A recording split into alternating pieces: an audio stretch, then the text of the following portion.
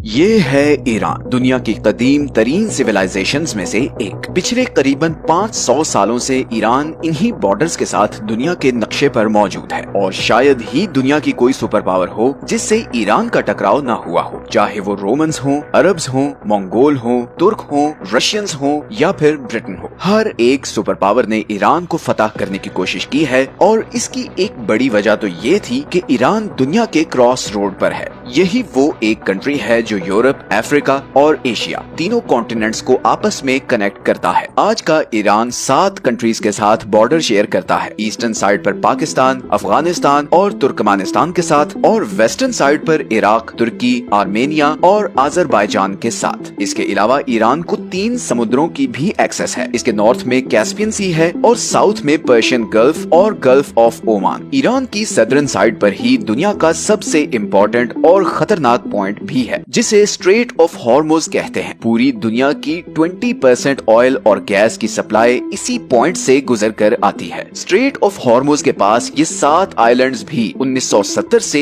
Iran के control में है। हालांकि इससे पहले इन पर यूएई का कंट्रोल था। इसी तरह इधर कैस्पियन सी में भी ये आशूरा डे आइलैंड ईरान के कंट्रोल में है। पिछले 40 सालों से ईरान वेस्टर्न वर्ल्ड के लिए एक सरदर्द बना हुआ है। लेकिन आखिर ऐसी क्या वजह है कि इतनी पावरफुल आर्मीज और इकोनॉमीज होने के बावजूद अभी तक कोई भी वेस्टर्न कंट्री ईरान पर अटैक करके उस पर कब्जा नहीं कर सकी? सब कंट्रीज जानते हैं कि ईरान पर डायरेक्ट अटैक करना बहुत ज्यादा बैकफायर कर सकता है। ईरान को अनकॉन्करेबल बनाने में बहुत सी और रीजंस के साथ साथ उसकी ज्योग्राफी का भी बहुत बड़ा रोल है। हम देखेंगे कि ईरान की हिस्ट्री, उसकी ज्योग्राफी और उसकी प्रॉक्सी वॉर्स ने उसे इतना पावरफुल कैसे बना दिया है।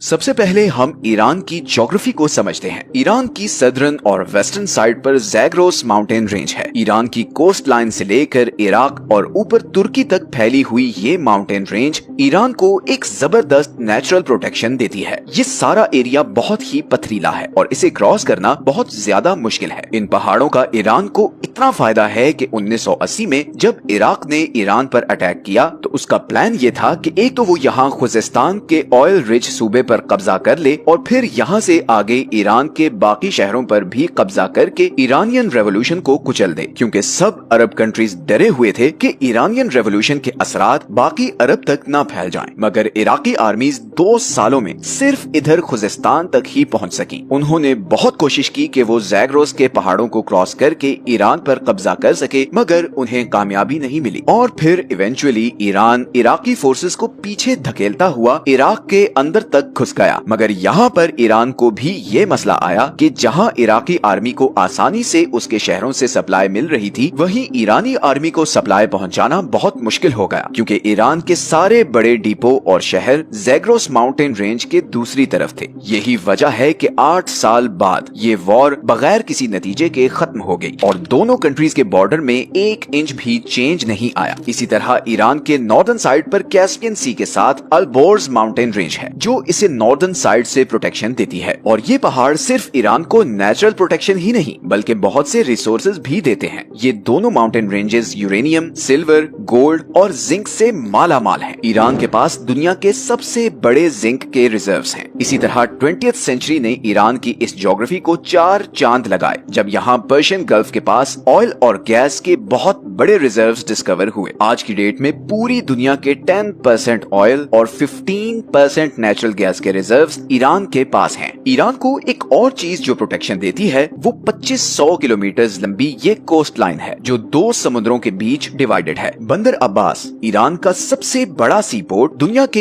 एक बहुत बड़े choke point strait of Hormuz से सिर्फ 70 किलोमीटर दूर है और यही पॉइंट आज ईरान का सबसे बड़ा जियोपॉलिटिकल लेवरेज भी है। अगर ईरान अपनी नेवी के जरिए ये पॉइंट ब्लॉक कर दे तो पूरी दुनिया की इकोनॉमी कोलैप्स कर जाएगी, क्योंकि दुनिया की 15% एनर्जी सप्लाई यहाँ से गुजर कर एशिया और यूरोप को जाती है। अब अगर फर्ज करें कि कोई ये कोस्ट लाइन और ये 2 माउंटेन रेंजेस क्रॉस करके ईरान के अंदर आ भी जाए तो यहाँ पर दूसरा सबसे बड़ा बैरियर ये दश्त लूत और कविर रेगिस्तान है। लूत डेजर्ट को the hottest place on earth कहते हैं, क्योंकि 2005 में यहाँ पर 70 डिग्री टेम्परेचर रिकॉर्ड किया गया था। इस टफ और एबनॉर्मल ज्योग्राफी की वजह से ही ईरान को कॉन्कर करना ऑलमोस्ट इम्पॉसिबल रहा है। लेकिन आज की डेट में जो दूसरी चीज ईरान को इतना पावरफुल बनाती है वो है उसकी जियोपॉलिटिकल स्ट्रेटजी। सबसे पहले अगर हम ईरान के डेमोग्राफिक्स को देखें तो इसकी पॉपुलेशन तकरीबन 9 करोड़ है, जिसमें 95% शिया मुस्लिम है। ईरान में 62% लोग पर्शियन है, 16% आज़ेरी, 10% कुर्द और बाकी 12% बलोच, लूर, अरब और तुर्किक हैं। अब 1979 की शिया रेवोल्यूशन से पहले ईरान एक लिबरल कंट्री था और इस खित्ते में अमेरिका का एक बहुत स्ट्रॉन्ग एलाय भी था। इवन उस जमाने में अमेरिका ईरान को मिलिट्री जेट्स तक सप्लाई किया करता था। लेकिन फिर इमाम खोमेनी के आने के बाद यहाँ के सारे डायनामिक्स चेंज हो गए। आपको ये जानकर हैरत होगी कि 1979 से पहले ईरान और इसराइल के आपस में बहुत अच्छे रिलेशंस थे। इनफैक्ट ईरान 1948 में इसराइल को एक्सेप्ट करने वाला दूसरा सबसे बड़ा मुस्लिम मेजॉरिटी कंट्री था। लेकिन इमाम खोमेनी ने आते ही पैलेस्टीनियंस की सपोर्ट में आवाज उठाई और ऐलान किया कि अब से इसराइल ईरान का नंबर 1 एनिमी है। तेहरान ने इसराइल के साथ सारे डिप्लोमेटिक टाइज खत्म कर दिए। इसराइल जाने वाली सारी फ्लाइट्स कैंसिल कर दी गयी और तेहरान में मौजूद इसराइली एम्बेसी को पैलेस्टीनियन एम्बेसी में कन्वर्ट कर दिया गया। इसका सबसे पहला नतीजा तो ये हुआ कि इसराइल के साथ साथ ईरान के अमेरिका के साथ भी ताल्लुकात खराब होना शुरू हो गए। लेकिन ताल्लुकात की ये खराबी सिर्फ इसराइल और अमेरिका तक ही नहीं रही, बल्कि ईरान के गिर्द मौजूद सारी अरब स्टेट्स भी शिया रेवोल्यूशन के बाद अलर्ट हो चुकी थी। वो सब इस बात से खौफजदा थे कि कहीं ईरान की आइडियोलॉजी इधर अरब स्टेट्स तक ना पहुंच जाए और इसके नतीजे में उनकी किंगडम्स को अच्छा खासा नुकसान पहुंच सकता है। बिकॉज इन सब अरब स्टेट्स में बादशाहत थी। 1980 में इन्हीं सब अरब स्टेट्स ने मिलकर सद्दाम हुसैन को ईरान पर अटैक करने के लिए बैक किया था। यहीं पर ईरान को भी समझ आ गई कि अगर उसने सरवाइव करना है तो उसे अपनी आइडियोलॉजी को बाहर दूसरे कंट्रीज तक पहुंचाना होगा, क्योंकि उसके और उसके सबसे बड़े दुश्मन इसराइल के बीच ये सारे अरब कंट्रीज हैं जो उसके सख्त खिलाफ हैं। इसीलिए उसे कुछ ऐसा करना होगा कि इसराइल से दूर होने के बावजूद वो उसको थ्रेट कर सके। और यहीं पर ईरान ने ऐसे सारे ग्रुप्स को सपोर्ट करना शुरू किया जो एंटी इसराइल या एंटी ज़ायनिस्ट्स थे, जैसे कि पैलेस्टाइन में हमास, लेबनान में हिजबुल्लाह, सीरिया में फातिमियून ब्रिगेड, इराक में अल बदर और यमन में हौसी। इस सारे नेटवर्क को द एक्सिस ऑफ रेजिस्टेंस कहा जाता है और इसी नेटवर्क के जरिए ईरान इसराइल और इवन अरब कंट्रीज पर भी प्रेशर रखता है कि वो ईरान के खिलाफ कोई भी कदम उठाने से पहले 1000 बार सोचें। इसीलिए जब इसराइल ने गजा पर बम्बार्डमेंट शुरू की तो इधर लेबनान से हिजबुल्लाह ने इसराइल पर मिसाइल फायर किए और यहाँ यमनी हौसियों ने रेड सी से गुजरने वाले इसराइली और अमेरिकन शिप्स को ड्रोन से टारगेट करना शुरू कर दिया। ईरान की इसी प्रॉक्सी वॉरफेयर स्ट्रेटजी ने उसे काफी डेंजरस बना दिया है। अब वॉरफेयर स्ट्रेटजी की बात हो ही रही है तो ईरान की ड्रोन टेक्नोलॉजी का जिक्र करना बहुत जरूरी है। जनवरी 2024 में जब हौसियों की तरफ से यहाँ से गुजरने वाले कंटेनर्स पर लगातार ड्रोन अटैक्स किए जा रहे थे, तब फ्रांस ने यमन के शाहिद ड्रोन को गिराने के लिए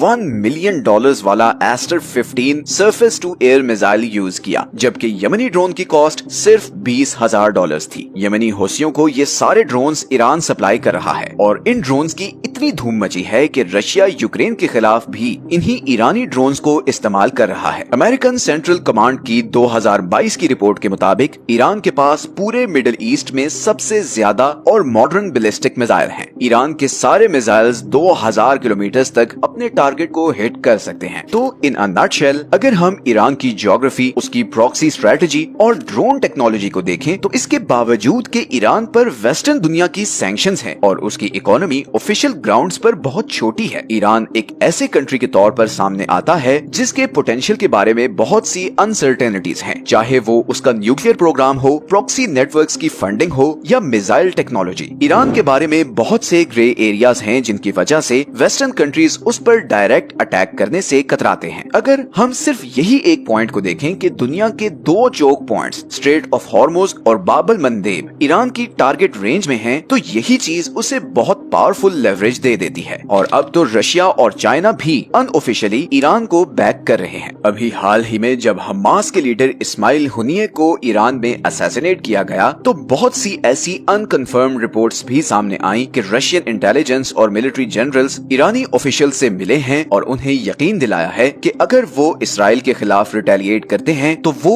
ईरान का भरपूर साथ देंगे। फिलहाल तो इस्माइल हुनिये के कत्ल के बाद ईरान की इंटरनल सिक्योरिटी पर बहुत से सवालात उठ रहे हैं और बज़ाहिर ऐसा लग रहा है जैसे इंटरनली कुछ गड़बड़ भी है। ईरान इस पर कब और कैसे रिटेलिएट करेगा और क्या ईरान इसराइल और अमेरिका का जवाबी वार सहने की सलाहियत रखता है, ये तो आने वाला वक्त ही बताएगा। ये हैं वो सारे सोर्सेज जहां से हमने इस वीडियो के लिए कंसल्ट किया है। मिलते हैं नेक्स्ट वीडियो में एक और